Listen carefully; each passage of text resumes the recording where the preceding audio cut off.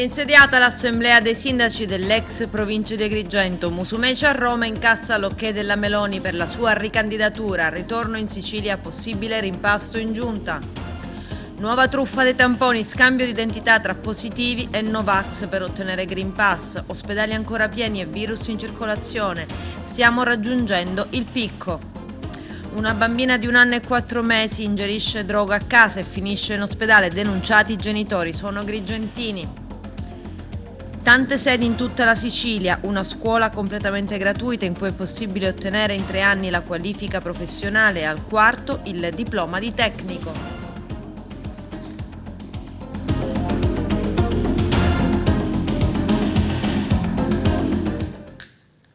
Bentrovati gentili telespettatori al nostro appuntamento con l'informazione. Si è insediata l'assemblea dei sindaci dell'ex provincia. Ieri la prima assemblea che svolge anche le funzioni del Consiglio dell'ente in attesa che si svolgano le elezioni degli organi degli enti di area vasta. Il servizio di apertura del nostro direttore Arturo Cantella.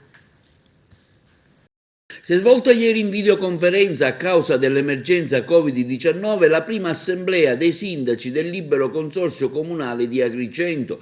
L'incontro è stato convocato dal commissario ad acta Antonio Garofalo con l'assistenza del segretario generale Pietro Amorisia.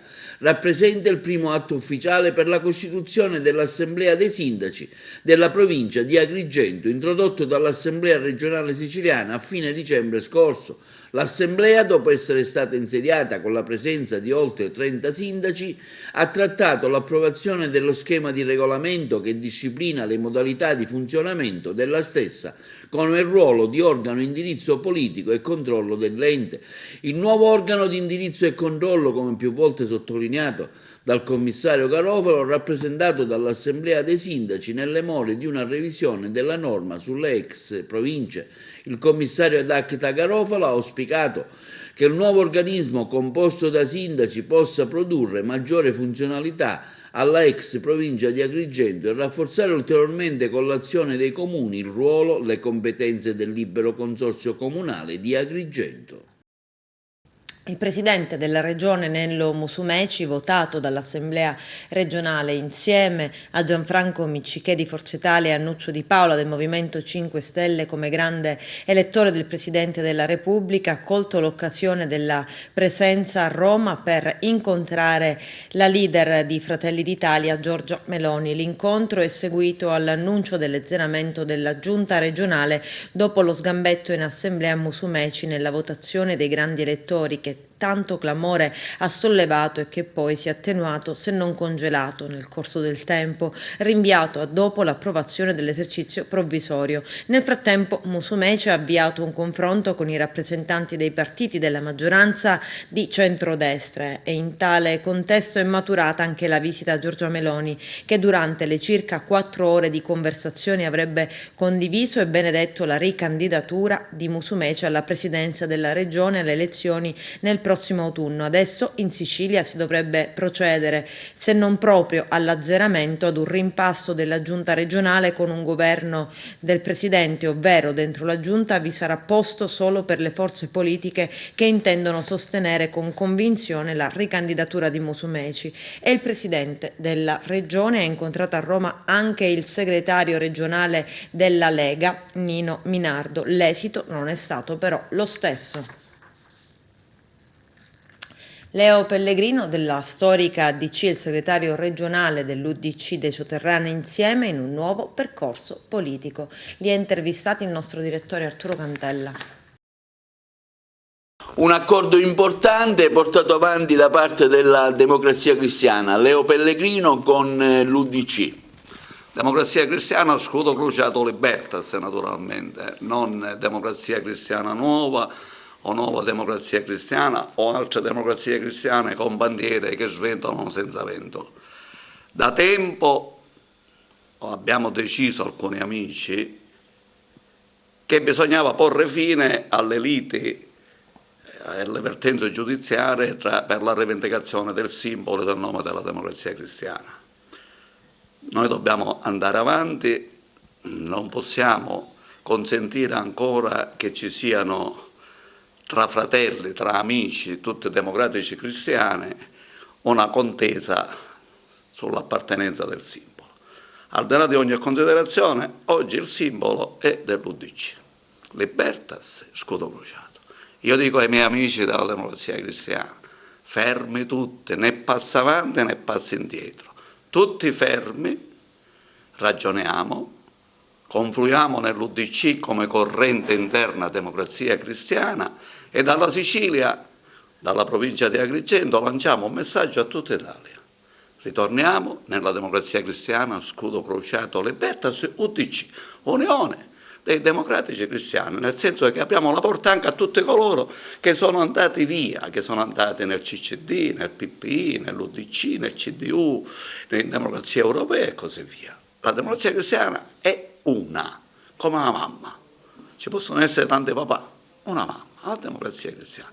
Ritengo che questo consenso, questa adesione ci sia stata anche da parte del segretario nazionale dell'UDC Lorenzo Cesa e anche dal commissario regionale della Sicilia, onorevole Decio Terrana.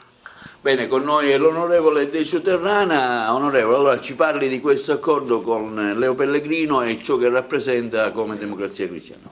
Noi la settimana scorsa abbiamo fatto degli incontri, abbiamo spostato anche il tesseramento che scadrà a fine marzo, proprio per aprire a tutti gli amici che vogliono aderire all'UDC, aderire a questo progetto politico, perché alla fine c'è un sentire comune, perché alla fine tutti quanti mettiamo al centro l'uomo, i suoi bisogni, la famiglia, sono i temi nostri, quelli della solidarietà, sono i temi nostri che vanno riconquistati nel cuore della gente, nel cuore di tutte quelle persone che in questo momento soffrono, perché come vediamo la politica è in crisi e vediamo anche quello che sta succedendo su scala nazionale nelle leggi del Presidente della Repubblica, vediamo che c'è una politica sofferente e una politica in crisi.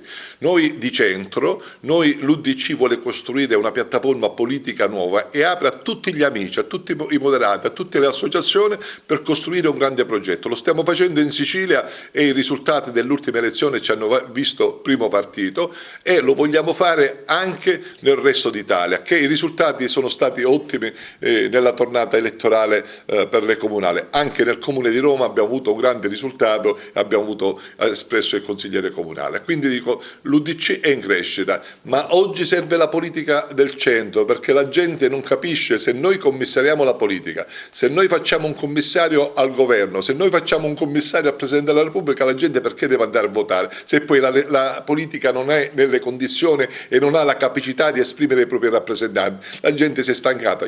La gente vota e poi il loro voto non viene utilizzato perché come dovrebbe essere utilizzato nel senso più bello della parola, quindi per eleggere i propri rappresentanti, perché la sovranità, non dimentichiamo, è popolare e la utilizza attraverso i suoi rappresentanti. Oggi noi diciamo a tutti gli amici, a tutti gli uomini di centro, a tutti i benpensanti, a tutti quelli che vogliono costruire una nuova stagione, noi siamo qua, vi aspettiamo, perché non ci sono né primi posti né secondi posti, sediamoci tutto attorno a un tavolo rotondo per discutere e costruire un progetto nuovo per il bene della collettività. Una bambina di 1 anno e 4 mesi è finita in ospedale al Di Cristina di Palermo dopo aver trovato e ingerito hashish in casa. Per fortuna le condizioni della piccola, inizialmente in prognosi riservata per una intossicazione, sono migliorate e non è in pericolo di vita. I carabinieri hanno invece denunciato per l'ipotesi di reato di lesioni colpose i genitori agrigentini, 36 anni e 26 anni. La bimba era stata inizialmente ricoverata all'ospedale San Giovanni di Dio per poi essere trasferita in elisoccorso a Palermo. Dopo più di una settimana bloccata in mare e diversi rifiuti di sbarco da parte dell'Italia e di Malta, la nave di Medici Senza Frontiere attracca ad Augusta in Sicilia. I migranti erano stati soccorsi in 6 diverse operazioni nel Mediterraneo al largo della Libia tra il 19 e il 21 gennaio scorsi. Tra i naufraghi più giovani c'è addirittura uno di 2 mesi di vita. Vediamo. È arrivata nel porto di Augusta la Geo Barents, nave di Medici Senza Frontiere, con a bordo 439 migranti soccorsi in mare. Sull'imbarcazione è salito il personale della sanità marittima per i primi controlli medici. Lo sbarco previsto sarà completato nella giornata di stasera, inizierà dopo che saranno eseguiti dai medici i tamponi anti-Covid-19. Così abbiamo salvato i migranti. Questo è il filmato della Mare Ionio, allorquando hanno trovato la barca alla deriva, dove sono prontamente intervenuti i componenti dell'equipaggio per salvarli. Quindi la visita medica fatta dal dottor Michele Usuelli, che lo abbiamo sentito intervistato sul salvataggio fatto e sulla situazione dei migranti e sul loro stato di salute, che intanto sono sbarcati a Lampedusa. 80 più 140 che l'altro ieri abbiamo sbarcato a Lampedusa, quindi avevamo un totale di 220 circa ospiti a bordo, frutto di 2 salvataggi successivi. Sono tutti vivi, nonostante nel primo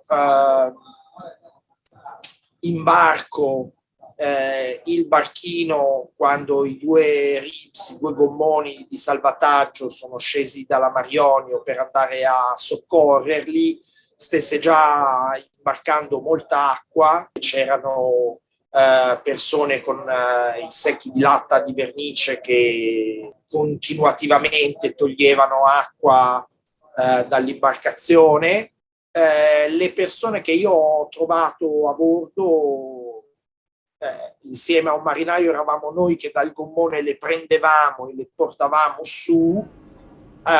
Gli occhi erano degli occhi frastornati, spiritati, che non capivano, forse non erano neanche ancora sicuri che fossimo un ONG, e quindi pietrificati dalla paura, e rapidamente gli abbiamo spiegato chi eravamo, che battevamo bandiera italiana ed europea, e quindi ci sono stati dei momenti di gioia con canti e balli. E i codici rossi più gravi venivano loro direttamente da me o mi venivano indicati dagli altri componenti. Ho avuto diverse ustioni da carburante, anche ustioni di secondo grado, che abbiamo gestito a bordo. Sono molto dolorose in un contesto di sovraffollamento dove non puoi neanche stare, non hai neanche lo spazio per stare seduto, e per loro era molto complicato. Ho trovato un paziente diabetico di primo tipo, quindi che deve fare regolarmente insulina, che abbiamo provato a gestire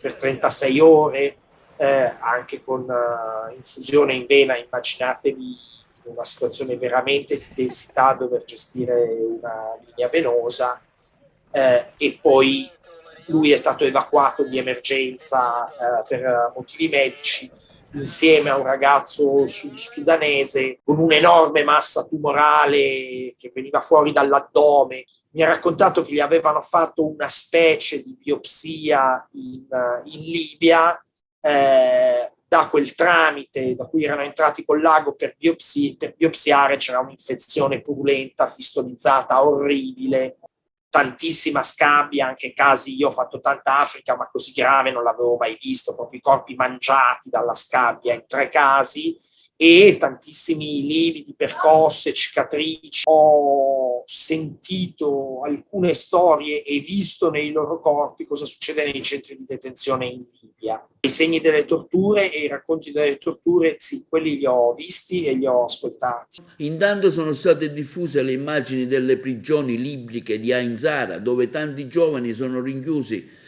nella speranza di potersi imbarcare, che per loro rappresenta il futuro della loro vita stessa. Condizioni inumane, in luoghi privi di ogni sicurezza, senza alcuna prevenzione medica, con il rischio di gravi malattie, sottoposti a torture. Nel carcere di Ain Zara si dorme perfino nei bagni, e le scadenti condizioni igienico-sanitarie sono tra i primi motivi che causano la tubercolosi, e anche soggetti a stupri, torture e pestaggi. Intanto Il GIP di Agrigento archivia definitivamente l'inchiesta sul salvataggio avvenuto nello scorso maggio del 2019. Sia il comandante che il capo missione della Mar Mediterranea prosciolti da ogni accusa. Il salvataggio avvenuto lo scorso 9 maggio del 2019, quando la nave Marionio soccorreva a 35 miglia dalla costa libica in zona Sarre 30 persone, e che si rifiutarono quindi di consegnare i migranti alla Guardia Costiera libica, nonostante l'invito fatto dalla nostra Marina Militare. Quindi lo sbarco a Lampedusa e conseguente accusa, indagati con il reato di favoreggiamento aggravato dell'immigrazione clandestina, e la nave sottoposta a sequestro. Oggi, dopo 1000 giorni, arriva la decisione del GIP del Tribunale di Agrigento, Michela Raimondo, su richiesta dei procuratori Vella e Bavarelli, di archiviare definitivamente l'inchiesta. Tra le motivazioni, quelle di avere agito in stato di necessità nell'adempimento del dovere del salvataggio previsto dal diritto internazionale della navigazione. Le 7 salme di giovani bangalesi morti assiderati durante la traversata fra la Libia e Lampedusa verranno imbarcate domattina sul traghetto di linea di Porto Empedocle, dove giungeranno in serata. Il nulla osta della Procura di Agrigento, che ha aperto un fascicolo a carico di ignoti per favoreggiamento dell'immigrazione clandestina e omicidio colposo plurimo quale conseguenza di altro reato, è arrivato ieri a Lampedusa. Le bare, dopo l'approdo a Porto Empedocle, verranno trasferite a Palma di Montechiaro. Il sindaco Stefano Castellino ancora una volta ha dato alla prefettura la disponibilità della propria città per accogliere le nuove vittime dell'ennesima tragedia del mare. Lunedì mattina al cimitero di Palma di Montechiaro si terrà una piccola cerimonia d'addio. I 7 migranti che hanno perso la vita erano su un barcone che è stato intercettato a 18 miglia dall'isolotto di Lampione dai militari della Guardia di Finanza e dalla Capitaneria. 3 sono stati trovati morti già al momento dell'aggancio del peschereccio con 280 persone. Gli altri 4 sono deceduti prima di arrivare sulla terraferma. A Canicattì, nel tardo pomeriggio di ieri, in via Volturno, in pieno centro storico, è crollato un vecchio immobile. Non si registrano feriti, ma in via precauzionale sono stati sgomberati 4 nuclei familiari che sono già sistemati. A comunicarlo il sindaco Vincenzo Corbo, che si è recato sul posto insieme alla Protezione Civile, ai Vigili del Fuoco e ai tecnici dell'Enel, che hanno messo in sicurezza la zona. I carabinieri della compagnia Delicata hanno arrestato un 19enne disoccupato del posto per reato di detenzione di arma clandestina. Il giovane è stato sorpreso in possesso di una pistola illegale. Il controllo, sfociato nell'arresto, rientra in un più ampio servizio disposto dal Comando Provinciale di Agrigento, guidato dal colonnello Vittorio Stingo, in materia di detenzione di armi e munizioni. E sempre i carabinieri della compagnia Delicata, insieme però al personale dell'Agenzia delle Dogane di Palermo, hanno effettuato un controllo all'interno di un bar in corso Rettifilo Garibaldi, trovando 3 slot machine irregolari e non collegate alla rete del Monopolio di Stato. L'accertamento è scattato dopo aver notato una nutrita schiera di persone frequentare il posto. Per il titolare dell'esercizio commerciale è scattata una maxi multa di 90.000 euro. Aperte le iscrizioni all'Euroform, la scuola dei mestieri. In soli 3 anni è possibile ottenere la qualifica professionale, al 4º anno il diploma di tecnico. Si tratta di titoli riconosciuti in ambito comunitario. Euroform ha tante sedi in tutta la Sicilia, è una scuola completamente gratuita che dà ai suoi allievi kit didattico, kit professionale e un iPad per studiare. Il nostro direttore Arturo Cantella. Ultimi giorni per l'iscrizione all'Euroform, la scuola dei mestieri. In soli 3 anni sarà possibile ottenere la qualifica professionale, al 4º anno il diploma di tecnico, titoli riconosciuti in ambito comunitario. Euroform ha tante sedi in tutta la Sicilia, una scuola gratuita che dà ai suoi allievi kit didattico professionale, un pad Apple per studiare. Grazie Arturo per la domanda opportuna, perché siamo agli ultimi giorni di scadenza delle iscrizioni. La nostra offerta formativa è abbastanza variegata, si va dall'operatore del benessere all'operatore delle produzioni alimentari e della ristorazione, operatore di riparazione veicolo a motore con l'interessante indirizzo di meccatronica, e quest'anno stiamo premendo l'acceleratore qui in questa sede di Agrigento per l'operatore informatico. Operatore informatico che attraverso la convenzione che abbiamo instaurato in questi ultimi anni con Apple Education Italia e con il partner commerciale CEC abbiamo distribuito fino ad oggi 3.300 iPad agli alunni degli anni precedenti, e quest'anno li stiamo distribuendo a 2.000 alunni, un po' in tutta la Sicilia. Siamo qui ad Agrigento nella sede di via Persanti Mattarella, ma abbiamo in questa splendida nostra città abbiamo altre sedi al polo universitario Contrada Calcarelle, e poi stiamo realizzando una sede molto centrale che sarà facilmente raggiungibile dai ragazzi, soprattutto quelli dei paesi vicini, che è in piazza Fratelli Rosselli. Nell'immobile diciamo, dell'INPS ex Invitap, così tanto per dare una connotazione geografica e logistica. La nostra offerta formativa, dicevo, è molto variegata. Io adesso ti accompagno in un tour virtuale dove vedrai i nostri teleascoltatori di TV vedranno i nostri bellissimi laboratori attrezzati.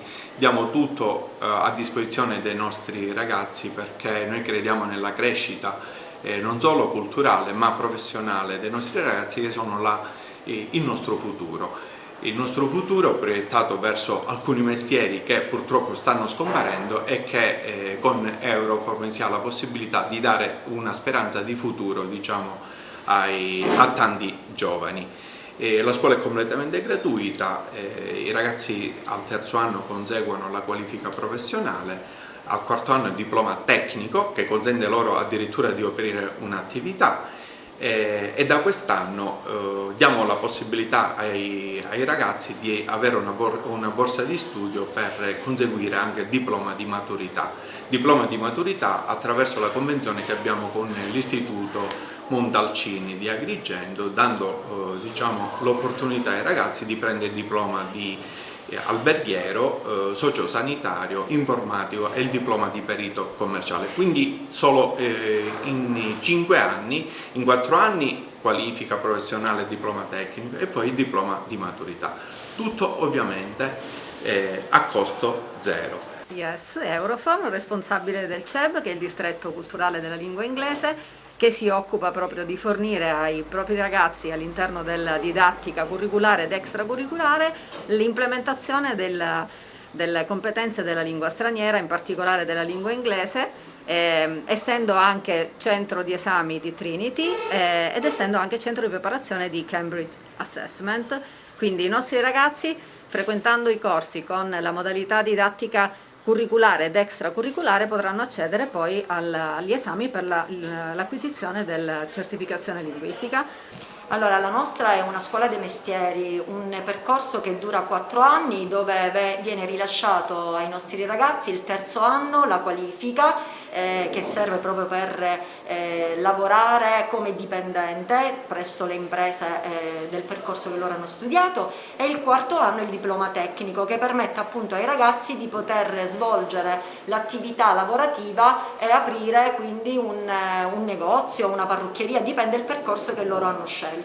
Noi abbiamo diversi indirizzi, abbiamo l'indirizzo informatico, l'indirizzo agroalimentare, acconciatore, estetica e meccatronico. La nostra è una scuola che supporta molto i nostri alunni, grazie anche allo sportello d'ascolto e di orientamento che esiste già da 10 anni. Siamo in Euroform, scuola dei mestieri, dove nei nostri laboratori facciamo sia la cucina, sia la pizzeria, pasticceria e panetteria.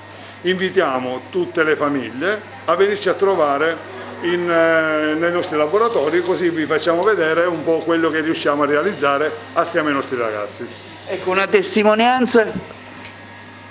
Qui ci troviamo bene, facciamo panetteria, pizzeria, pasticceria e la cucina in generale, tutto gratuito. In questo momento sto svolgendo le ore di manicure e pedicure con le mie allieve, che sono molto volenterose, anche perché questa è una scuola che offre tanto, offre il terzo anno e diamo la qualifica con tutto quello che occorre, ci pensa la scuola Euroform, dal materiale didattico al materiale di laboratorio, dai camici, tutto quello che serve. Quindi al quarto anno poi prendono il diploma tecnico, che le ragazze possono iniziare a lavorare anche nei centri estetici, nella spa, e a tutto questo pensiamo pure noi per quanto riguarda anche l'aggancio con il mondo del lavoro, perché noi abbiamo anche tante richieste che vengono da fuori, conoscendo le nostre allieve, perché vanno a fare lo stage fuori, quindi conoscono le ragazze che sono preparate e quindi li mettiamo pure nel mondo del lavoro. L'indirizzo meccatronico è importante anche per il futuro lavorativo di chi sceglie appunto Euroform. Ma questo è un caposaldo della scuola di formazione di arte e mestieri Euroform, proprio perché è una scuola a 360 gradi dove dalla teoria passa tranquillamente alla pratica e dà un futuro ai nostri giovani, avviandoli già a quella che è la loro professione del domani. L'esempio classico è questo corso di operatore dei veicoli a motori ad indirizzo meccatronico, dove vengono insegnati ai ragazzi dalle regole generali basilari su come tenere una officina, su come rispettare le regole sulla sicurezza del lavoro e quant'altro, alle regole meccaniche vere e proprie per far funzionare al meglio proprio il veicolo che tutti abbiamo e che tutti spesso e volentieri ci rattristiamo quando iniziamo a capire che c'è qualcosa che non va.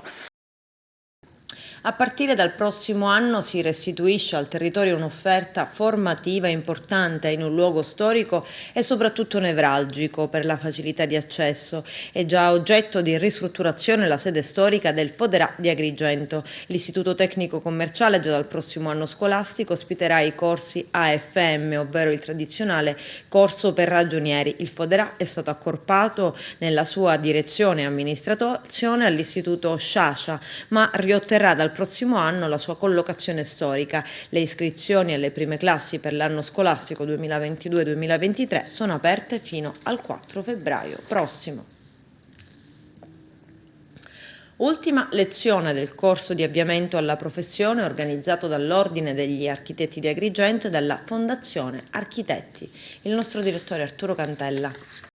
Ultima lezione del corso di avviamento alla professione organizzato dall'Ordine degli Architetti di Agrigento e dalla Fondazione Architetti nel Mediterraneo, che ha l'obiettivo di fornire ai giovani architetti elementi fondamentali per superare le inevitabili criticità della fase di avvio alla professione. In cattedra, nella sede dell'Ordine, il presidente della Fondazione del Mediterraneo Pietro Freaccabrino, il consigliere della Fondazione del Mediterraneo Giuseppe Lalicata, che hanno parlato degli interventi nelle costruzioni esistenti, avviando una seconda esercitazione sull'uso della piattaforma informatica della regione siciliana denominata Sismica.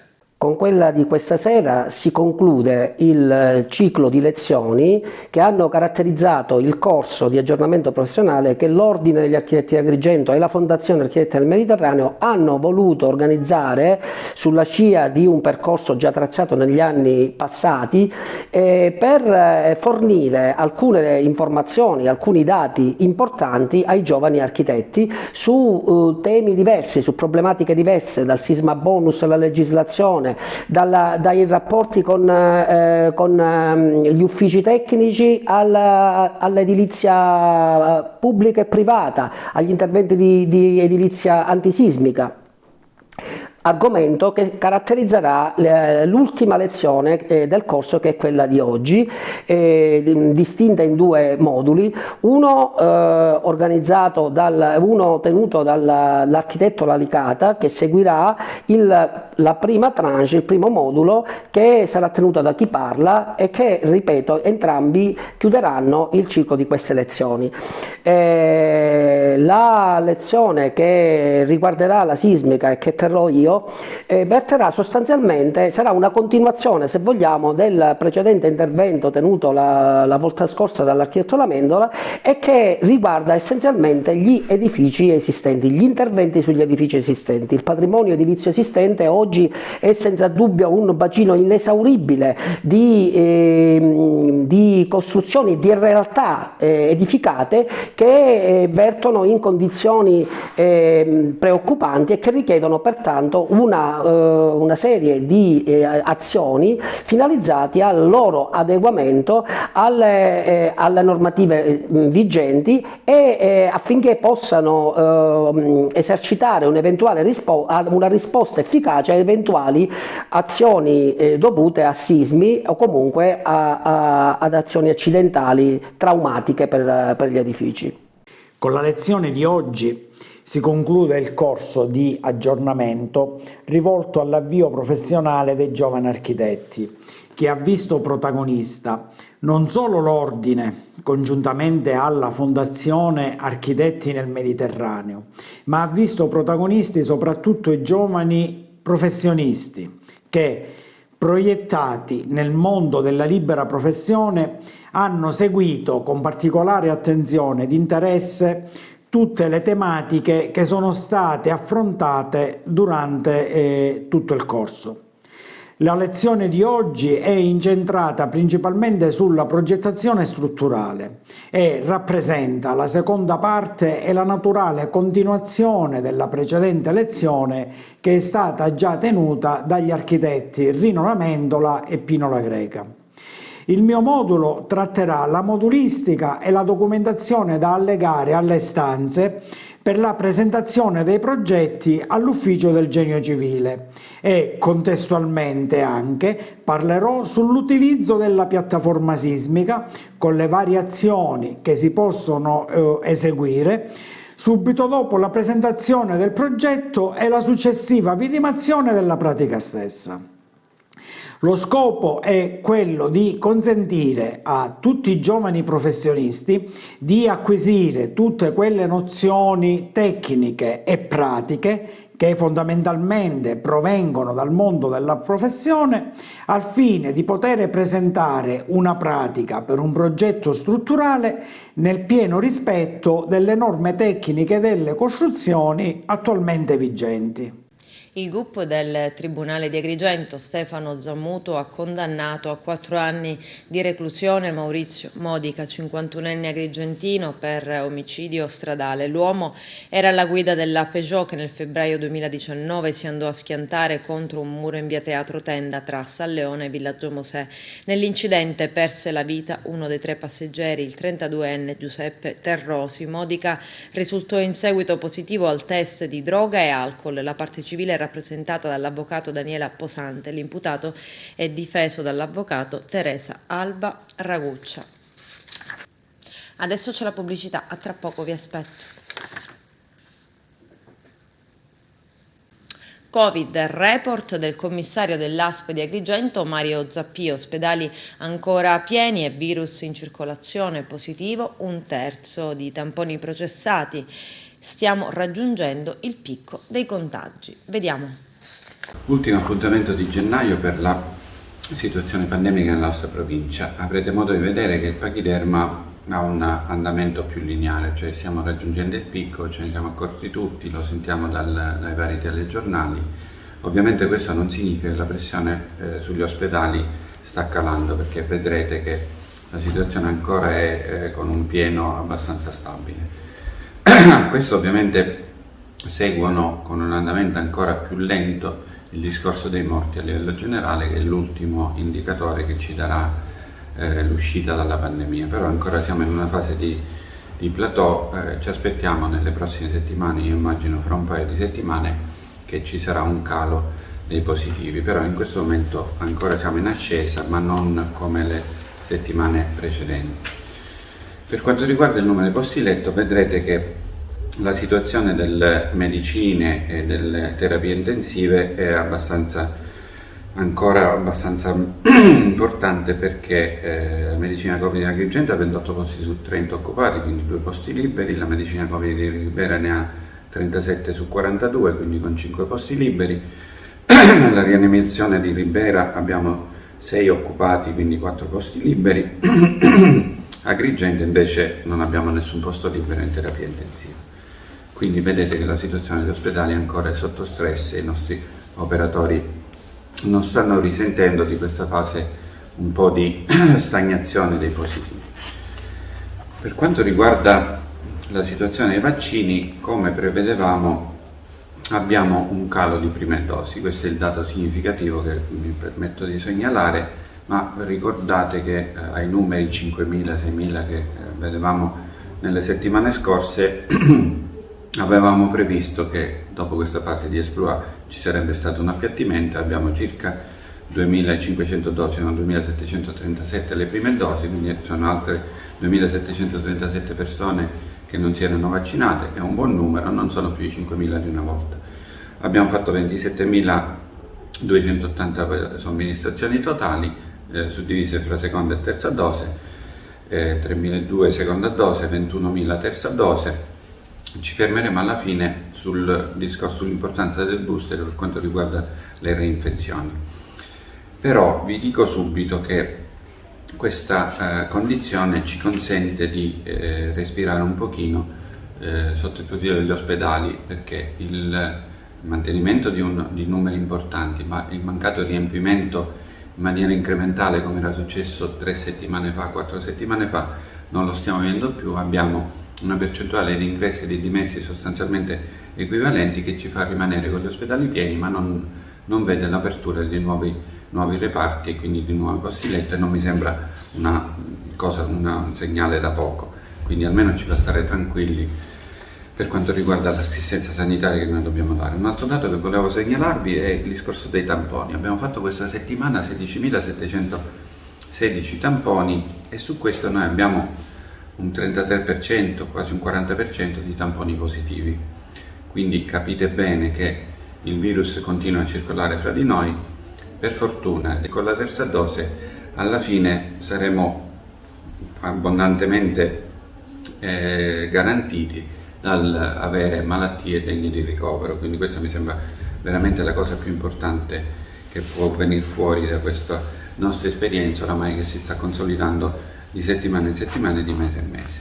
Vedete in un ultimo grafico quello che è l'andamento delle somministrazioni delle prime dosi nell'ultimo mese, che ha avuto un incremento fino a quasi arrivare a 6.000, quello che vi dicevo poc'anzi, e adesso siamo a 2.700, quindi mi accontenterei di vedere questo numero costante di settimana in settimana, perché ci consentirebbe nell'arco di pochi mesi di uscire di essere garantiti dalla pandemia, quindi di avvicinarci alla fase dell'endemia e di avere sempre un numero sempre inferiore di ricovero. Infine, solo per comodità vostra, vi faccio vedere qual è il comportamento da adottare da parte nostra, soprattutto dei genitori, per le frequenti reinfezioni che si hanno a seguito della prima dose o della seconda dose dei bambini. Come comportarci se un bambino che non è vaccinato si è positivizzato quando si deve vaccinare, quando deve fare la seconda dose, oppure se fa la prima e la seconda diventa positivo, e purtroppo nelle nostre scuole questa è una cosa che succede abbastanza spesso. Vedete dalla tabella che vi alleghiamo come comportarci, per cui penso che possa essere utile per avere una risposta alle nostre domande. Gli agenti di polizia della Questura di Palermo stanno indagando sul nuovo stratagemma per ottenere il Green Pass senza vaccinarsi. Una coppia di positivi si è presentata in farmacia con i documenti di 2 Novax. Obiettivo: far registrare questi ultimi come contagiati per evitare le dosi. C'è il servizio. Ennesimo giro di truffe nel capoluogo della regione siciliana sul sistema che gravita attorno alla gestione dell'emergenza da Covid-19. Dopo le finte inoculazioni in fiera del siero che consente l'immunizzazione al virus, adesso gli agenti di polizia della Questura di Palermo stanno indagando su un particolare stratagemma utile ad ottenere la certificazione verde pur senza vaccino. È quanto hanno denunciato i titolari di una farmacia palermitana nel quartiere Villaggio Santa Santa Rosalia impegnati in questi mesi nella campagna vaccinale. Secondo le fonti, una coppia si sarebbe presentata nel gazebo per eseguire i tamponi. I due sapevano già di essere positivi, non sarebbero potuti uscire, ma avrebbero comunque rischiato, per garantire il lascia passare, ad un'altra coppia che non aveva alcuna intenzione di vaccinarsi. I due positivi si sarebbero pertanto presentati con i documenti della coppia Novax, un escamotage con un solo obiettivo, quello di evitare l'inoculazione della dose. I due risultati positivi solo sulla carta sarebbero finiti in quarantena.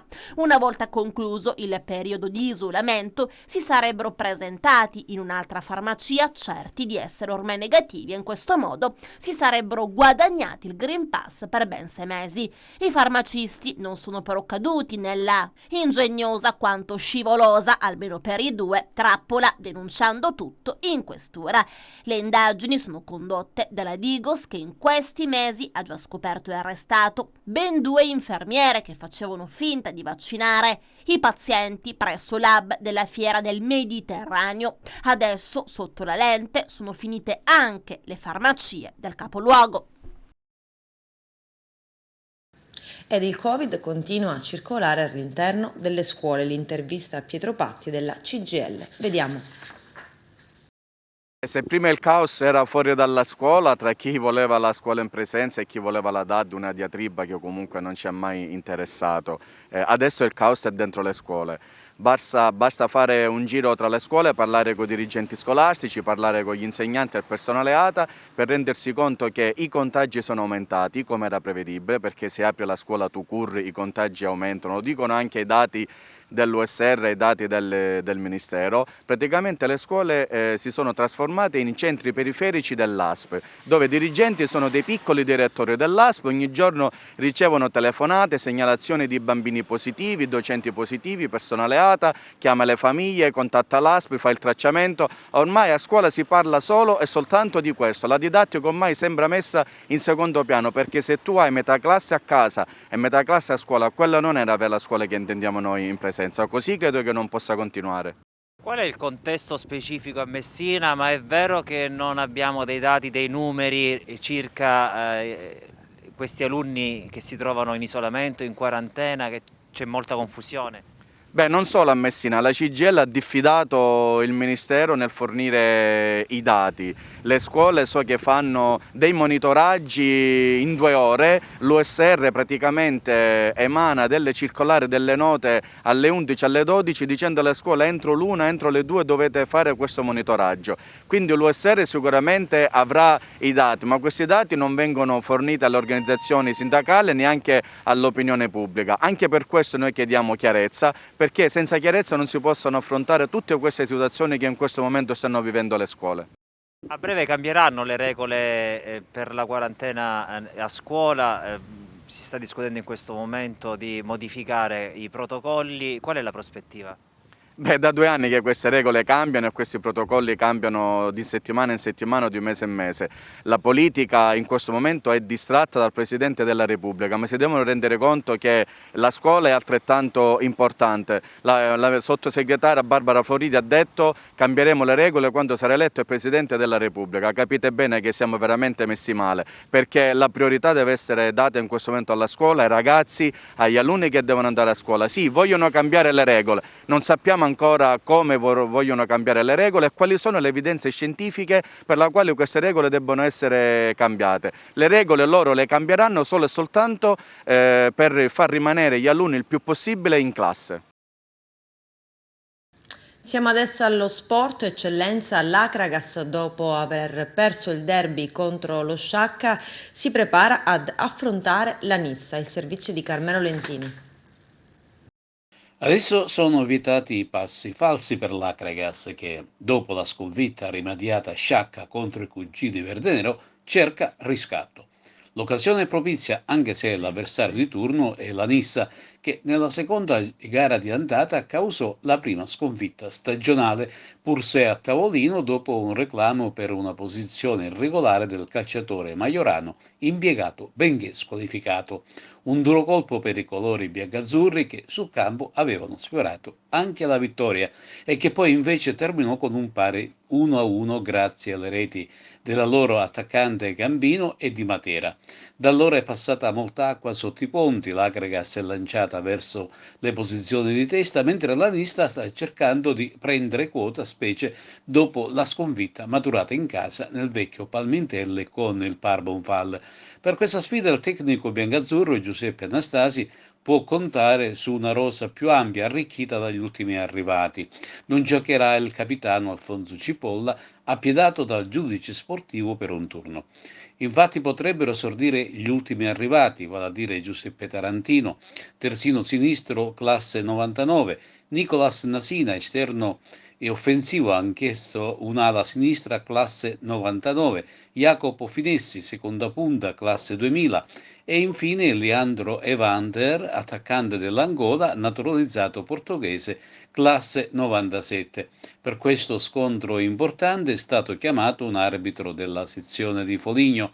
Si tratta di Federico Batini, il quale verrà assistito da Antonino Alessio Di Paola di Catania e Francesco Quattrotto di Messina. Il capolista Canicattì invece ospita il Mazzara in una gara che promette gol e spettacolo, mentre l'Unità Sisciacca sfiderà l'Enna al Gaeta. Trasferta impegnativa per il Casteltemprene a Palermo contro il CUS. La compagine di Mariano Cordaro può contare sull'innesto di Corrado Montalbano, arrivato in settimana. Infine esordio esterno anche per il Profavara sul difficile campo del Castellammare. Ma vediamo un po' il quadro della domenica. Nell'anticipo di questo sabato si gioca Parmonvalle Marineo, poi Cus Palermo Casteltermini, Castellammare Profavara, Misilmeri Monreale, Enna Sciacca, Mazzarese Marsala, Akragas Nissa e infine Canicattì Mazzara. Mister Anastasi, domenica arriva la Nissa all'Essaneto, che partita servirà per portare a casa la vittoria fondamentale per rincorrere il primo posto? No, guarda, se è fondamentale, come hai detto tu, dobbiamo fare i 3 punti, ma a prescindere da questo qua, dei 3 punti che dovrebbe essere scontato nella mente di noi stessi. Più che altro è l'atteggiamento e per onorare la maglia, ragazzi, veramente questa volta è da onorare la maglia, anche perché questi tifosi sono splendidi, siamo stati sempre uniti dal primo giorno fino all'ultimo, quindi questo è un obbligo che abbiamo nei confronti dei tifosi. Che gara ti aspetti domenica? No, è una battaglia, per noi sarà una battaglia dal primo minuto che scenderemo in campo, quindi mi aspetto veramente la cattiveria agonistica, quella giusta. Come l'avete preparata questa partita? L'abbiamo preparata nel modo migliore per far sì che la partita diventi una partita importante. Che risposta ti aspetti dalla squadra? La risposta alla squadra, io penso che a parte 2 partite durante questo campionato ha dato sempre le risposte importanti. Ora è che serve, oltre la risposta, serve qualcosa in più, che è il cuore. E riprendono anche i campionati di promozione prima e seconda categoria. Carmelo Lentini. Dopo oltre un mese di sosta riprende anche il campionato di promozione Girone A e che vede ai nastri di partenza 2 agrigentine, Raffadali e Camarat. Esordio esterno per il Camarat di Mimmo Bellomo sul campo della Forte Folgore Castelvetrano, mentre il Raffadal di Giovanni Fassone se la vedrà al Cuffaro con l'Ostico Fulgatore che lo precede di i soli 3 punti. Per entrambe le squadre è augurabile un inizio positivo per scalare ulteriormente la classifica generale. Si riprende anche in prima categoria e nell'anticipo del sabato è subito Ravanusa che ospita il Real Trabia con l'obiettivo di incamerare l'intera posta in palio. La compagine palermitana si ritrova in coda alla classifica e 3 punti sarebbero vitali di grande respiro per la compagine ravanusana che si ritrova in terzultima posizione. Partita di cartello a San Giovanni Gemini tra 2 squadre che sono all'inseguimento del solitario Aspra. Chi vince si posiziona al secondo posto. Grossa opportunità anche per l'Atletico Favara, che si gioca sul campo dello Sciara, penultimo in classifica. Infine l'Empedoclina, che ritorna a Collura con il Don Bosco Mussomeli, una gara dura da vincere a tutti i costi per raggiungere una zona più tranquilla di classifica generale. Si ritorna anche dopo una lunga sosta nel campionato di seconda categoria Girone B e subito saltano all'occhio alcune gare dall'esito incerto. Ricordiamo che al momento la squadra che si ritrova in vetta è il Gela, seguita ad un punto dal Campobello di Licata. Per quanto riguarda le altre agrigentine, Muxar e Virtus Favara si ritrovano nelle zone basse della graduatoria. Il Virtus Favara gioca fuori sul campo dell'Acquaviva, mentre il Campobello in casa con il Forte Vallelunga. E conclude poi la giornata il Muxar, che gioca appunto sul proprio terreno e dove ospita il capolista Gela. Con questo è tutto, termina qui l'edizione del telegiornale. Grazie per la gentile attenzione e per essere stati con noi. A presto.